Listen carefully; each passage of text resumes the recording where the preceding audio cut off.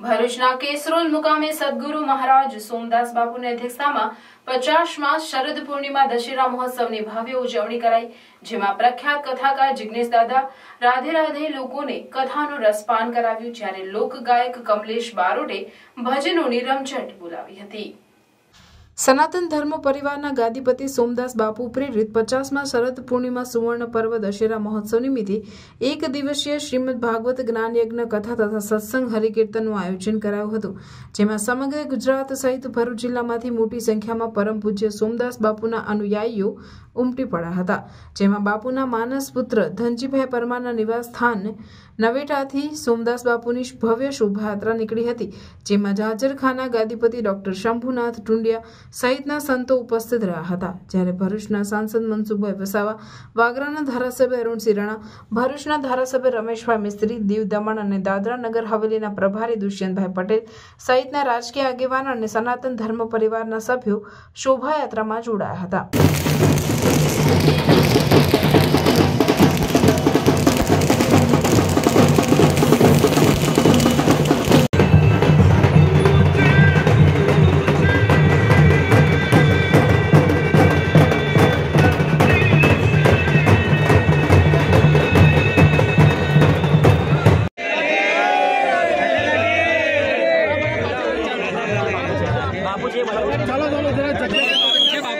શોભાયાત્રા બાદ કેસરોલ મુકામે કાર્યક્રમમાં ઉપસ્થિત તમામ મહાનુભાવોનું ધનજીભાઈ પરમાર અને બળદેવ આહિરના હસ્તે શાલ ઉઢાડી સન્માન કરાયું હતું। ત્યારબાદ સનાતન ધર્મ પરિવારના ગાદીપતિ પરમ પૂજ્ય સોમદાસ બાપુએ લોકોને આશીર્વાદ આપી લોક કલ્યાણ અને વ્યસન મુક્ત જીવન જીવવા માટે અનુરોધ કર્યો હતો। પ્રખ્યાત કલાકાર જિગ્નેશ દાદા રાધે રાધે બાપુએ વ્યાસપીઠ પરથી સત્સંગ હરિકીર્તન કથામૃતનું રસપાન કરાવ્યું, જ્યારે લોકગાયક કમલેશ બારોટે ગુરુ ભજનો ગાઈ ત્યાં ઉપસ્થિત લોકોને ભક્તિ રસમાં તરબોળ કર્યા હતા।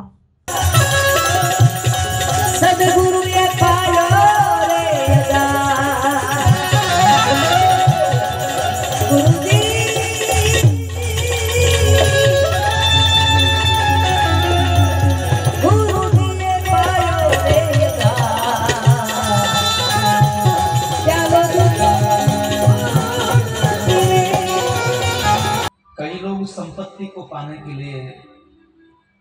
प्रयत्न करते हैं,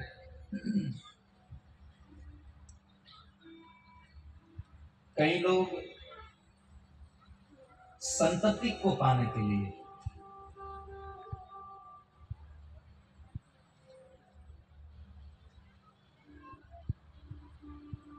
लेकिन इस संसार में यदि आप चाहे कहीं भी घूम कर आओ, सारे विश्व में बहुत ढेर सारे तत्व हैं, लेकिन एक बात याद रहे, कृष्ण के जैसा तत्व आप कहीं नहीं पाओगे। સોમદાસ બાપુએ શું કામ કર્યા છે, જો એની ખરેખર વિગત લેવી હોય તો એનો સાક્ષી હું છું। આજના સાંપ્રત સમયમાં આપણે ટેલિફોન મોબાઈલની વાત કરી, એવી દેશી દારૂની જે લતે જે ગામો ને ગામો અને જે આદિવાસી વિસ્તાર ખાસ કરીને જે એમાં સંપડાયો છે ને એના બહુ ખરાબ પરિણામ જે ભોગવ્યા છે, પણ જ્યારે બી બાપુના સંગતમાં જેટલા પરિવાર આવ્યા છે, જેટલા ઘર આવ્યા છે, એ આજીવન કહી શકું કે એ બધા જ ઘરોની અંદર જો દૂષણનું આ દારૂનું દૂષણનું જો સૌથી મોટું કામ જો કર્યું હોય તો ભાઈ સોમદાસ બાપુજીએ કર્યું છે। ભાઈ શ્રી ધનજીભાઈ એ પણ આ સનાતન ધર્મને વધુ ને વધુ ઓળો પ્રચાર થાય એવા કામ કર્યા છે। ધનજીભાઈ વિશ્વ પિતા જેવું કામ કરે છે અને સોમદાસ બાપુના દીકરા ભાઈ બળદેવને પણ હું ખૂબ ખૂબ અભિનંદન આપું છું। અમે હંમેશા તમારી સાથે છે, તમારા આશીર્વાદ અમને નિરંતર ધનજીભાઈની જેમ મળતા રહે, ધનજીભાઈની જેમ અમને મળતા રહે એવું સોમદાસ બાપુને અમે પ્રાર્થના કરીએ છીએ। અમે તો બધા સોમદાસ બાપુ તમારા અંદર બાળકો છે અને અમે ભજન પેલું ગાયું ને તમારા ખોળામાં રમનારા બાળકો છે. તમે તો ધર્મ ધુરંધર છો, અનેક લોકોનો જીવાત્માનો ઉદ્ધાર કરનારો છો, માર્ગ ભૂલેલાને માર્ગ પર લઈ જનારા છો. ભક્તિ ને સત્સંગમાં અનેક લોકોને તમે રંગી રહ્યા છો.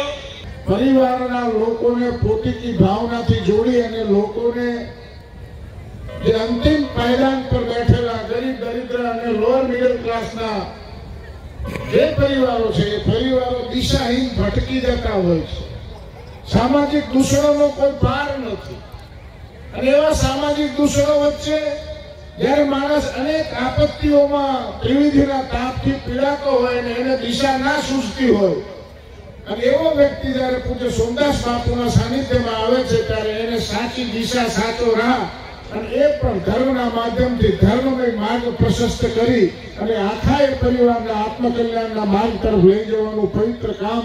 અને એ કામને શરૂ થયાને આજે આપણા જિલ્લા વચ્ચે 50 વર્ષ પૂરા થવા જઈ રહ્યા છે. એમના આચરણથી, એમના કાર્યક્રમોથી સરકારની નીતિઓમાં અમૂલ પરિવર્તન કરીને આ દેશની સંસ્કૃતિ અને આ દેશનો સનાતનનો વિચાર અને દેશ અને દુનિયામાં એનો વ્યાપક ફેલાવો થાય એ પ્રકારના કાર્યક્રમોનું આયોજન કરી રહ્યા છે.